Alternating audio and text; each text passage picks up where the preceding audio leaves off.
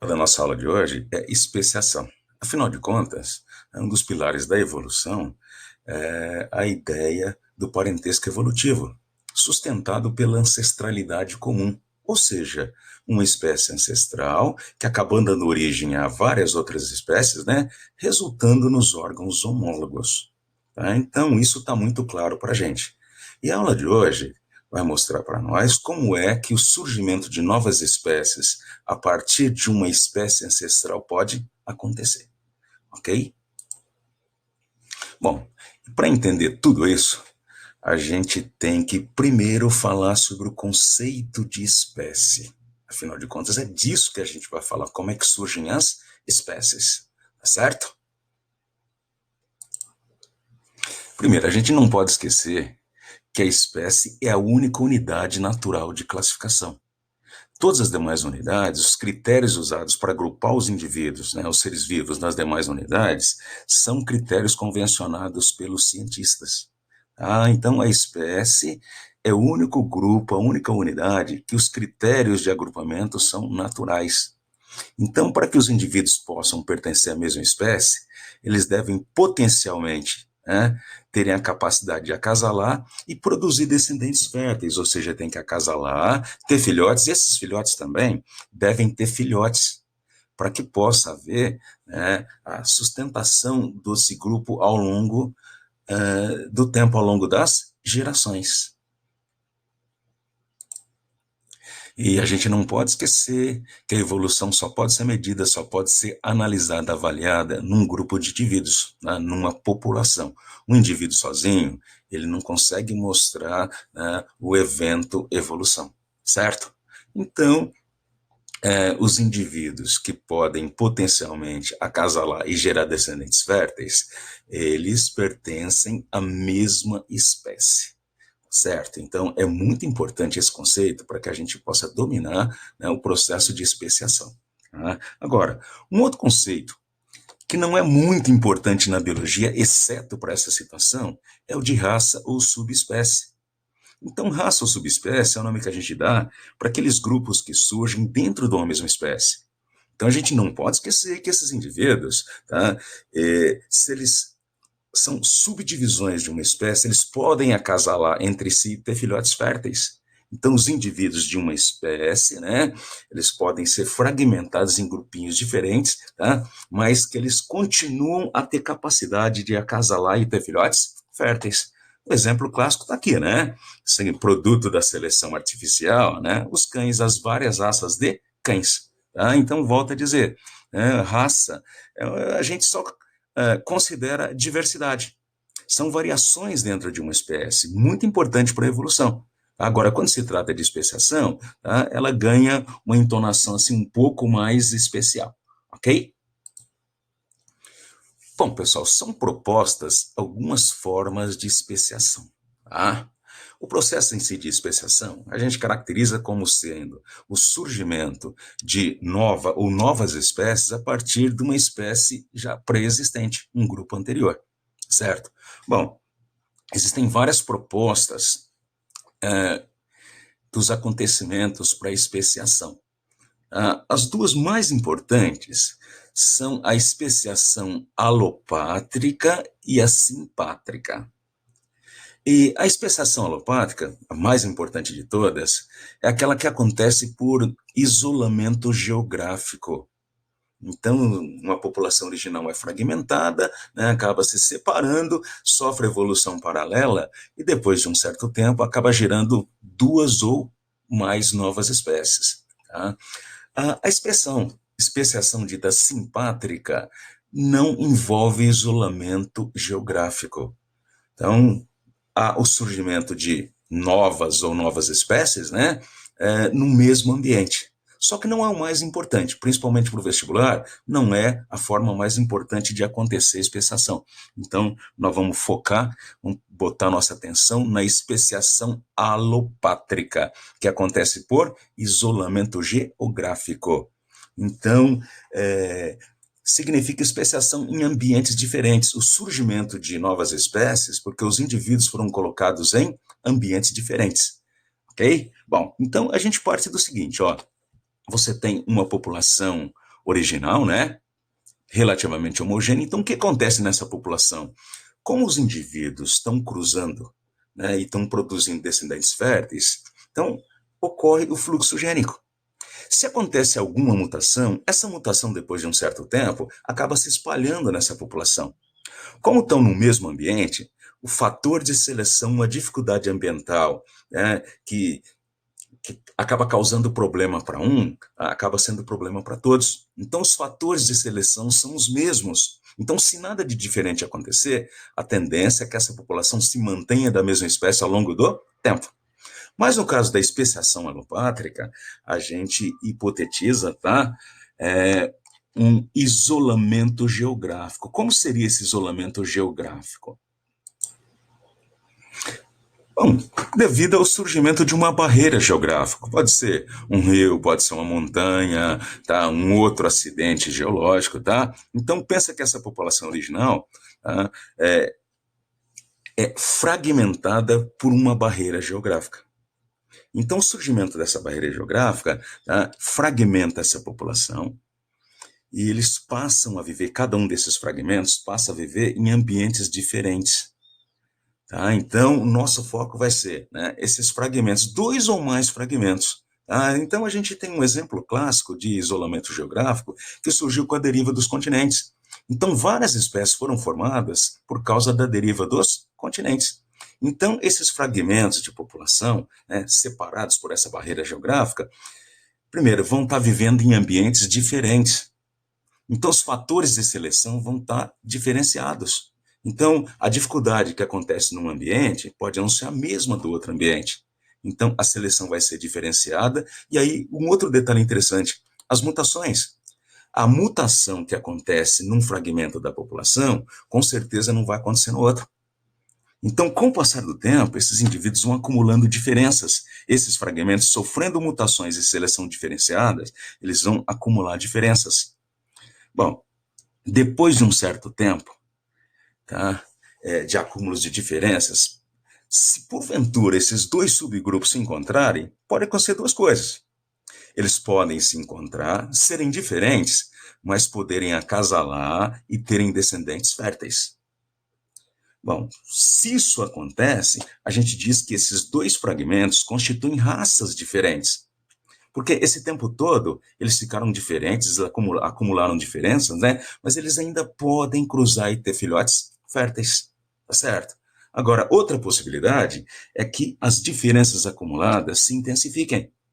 Então, enquanto essas populações, esses fragmentos de população estiverem separados, essas diferenças, né, de seleção, de mutações, vão acumulando, né, dissonâncias entre esses 2 subgrupos. Então, com o passar do tempo, essas diferenças podem ser tão consistentes que pode ocorrer o que a gente chama de isolamento reprodutivo.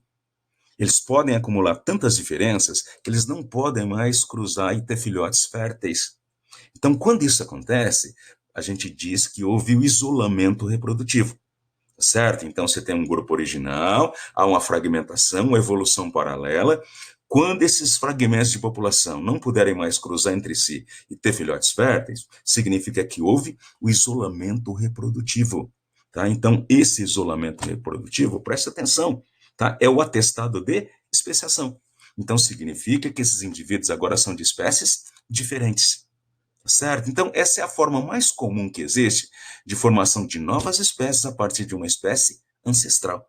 Tá? Então, essa espécie, né, inicial, essa espécie ancestral, seria o precursor de todos os indivíduos que surgiram, inclusive várias espécies diferentes. Tá? Então, essas espécies que surgirem, tá, apesar de serem diferentes, elas vão apresentar parentesco evolutivo, vão apresentar o que a gente chama de órgãos homólogos. Então, aqui, né, uma ilustração. Então, você tem uma população original, por algum motivo, né, acontece a separação, a fragmentação, tá? Esse motivo sempre é um isolamento geográfico, como eu disse para vocês, pode ser por causa do surgimento de um rio, pode ser por um acidente geológico, como o surgimento de uma montanha, tá? Pode ser pela deriva dos continentes. Agora, de uma forma ou de outra, tá, essa população foi fragmentada, gerando 2 subgrupos que passam a evoluir paralelamente. sofrer mutações e problemas ambientais diferenciados, seleção diferenciada. Então, esses grupos vão ficando diferentes num determinado momento. Você pode fazer com que eles se encontrem, eles ainda vão acasalar e ter filhotes férteis. Mas se eles continuarem separados por muito tempo, as diferenças vão se acumular demais, eles vão ficar muito distantes, né? E aí eles não podem mais ter filhotes férteis. Então, aí acontece o isolamento reprodutivo e a gente diz que é o atestado de especiação. Provavelmente, né, o tipo de isolamento geográfico mais clássico que deu origem a um monte de espécies foi a deriva dos continentes. Tá? Então, um exemplo, né, muito clássico é de três aves, a ema. A ema, ela existe na América do Sul, incluindo aqui no Brasil. No Pantanal está lotado de emas. Tem o avestruz, que é uma ave típica do continente africano. Tá? E tem o emu, que é da Oceania, tá? Que existe principalmente na Austrália. E, inclusive, Darwin, quando passou pela América do Sul, ele conheceu a ema. Tá? E isso aguçou, né, a sua curiosidade, porque ele já conhecia avestruz. E ele notou uma certa semelhança entre os dois.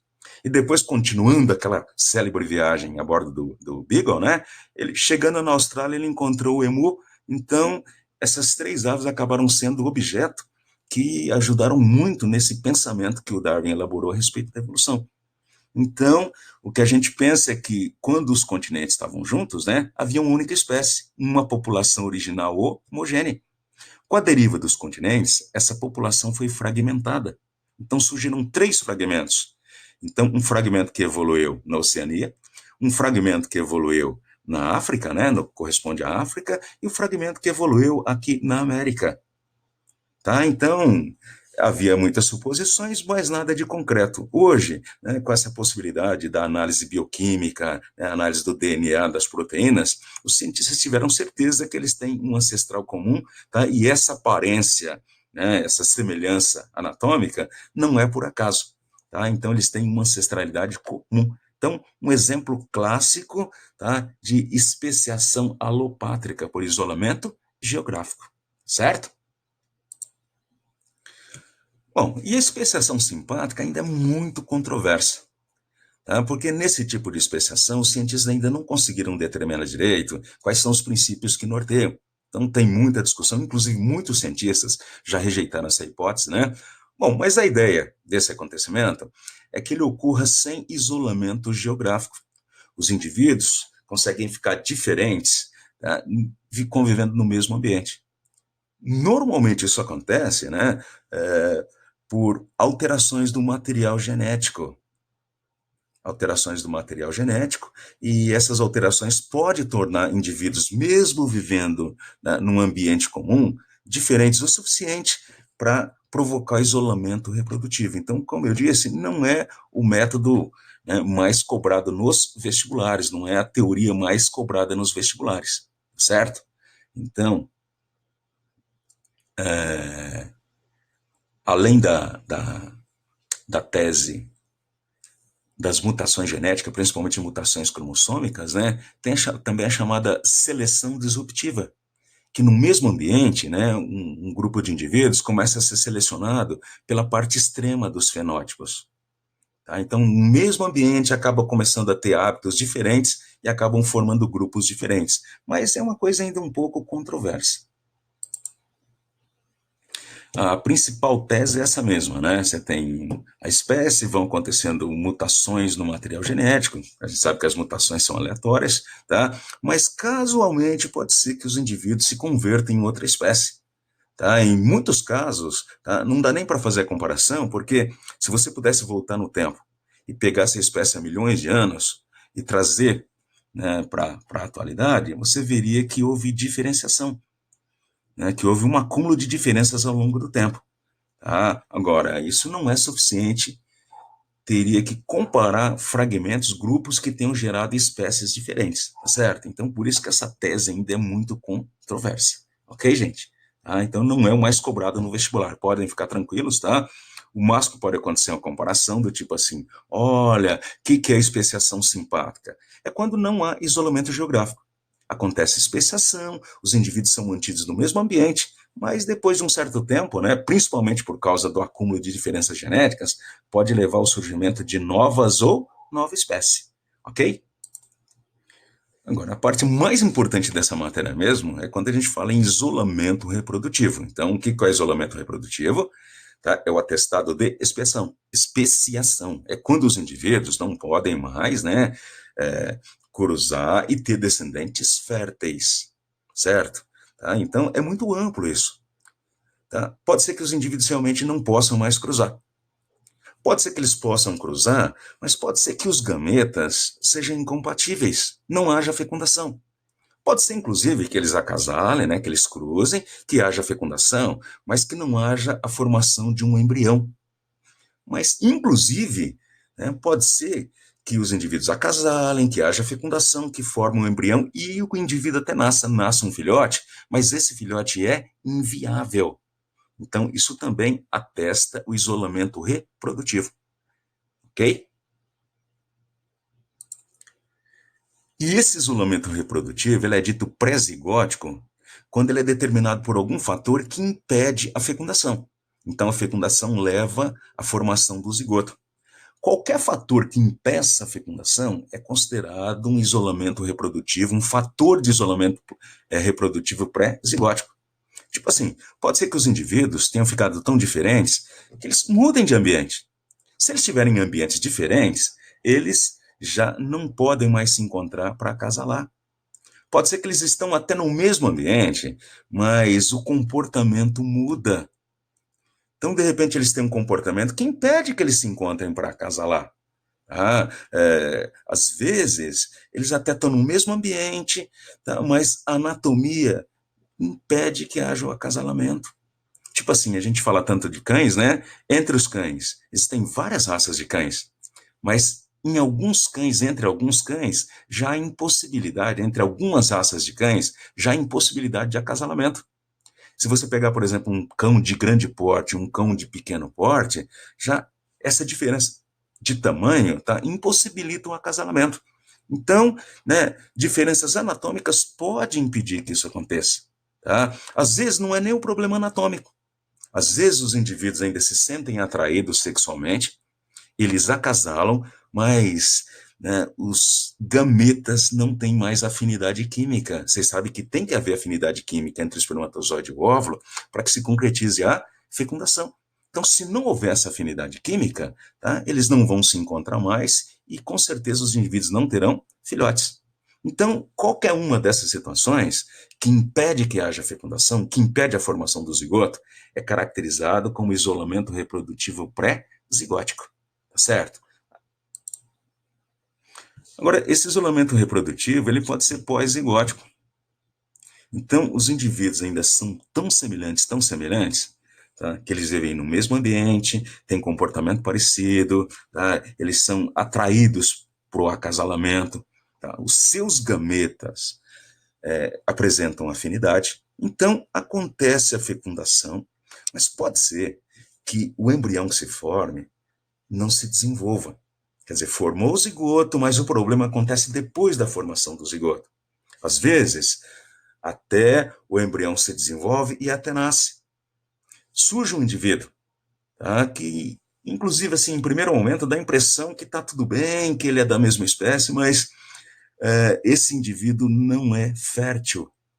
Então, um exemplo clássico é o que acontece entre o cavalo e a jumenta, ou o jumento e a égua.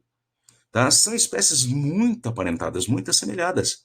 Então, eles podem acasalar e até ter filhotes. Só que esses filhotes são estéreis. Então, a gente está falando do burro e da mula. São híbridos. Então, você tem dois indivíduos aqui que não são nem da espécie do cavalo, nem da espécie do jumento. Então, você diz que são híbridos. Tá? Mas eles não podem perpetuar a espécie. Então significa, tá, que eles não pertencem a espécie nenhuma, nem do cavalo, nem do jumento. E é um atestado de que cavalo e jumento são de espécies diferentes. Tá? Para vocês terem uma ideia, o grande problema, né, entre o burro e a mula é a produção de gametas. Tá? Então, um deles produz gametas, o cavalo, né? Ele produz gametas com 31 cromossomos. O jumento produz gametas com 32 cromossomos.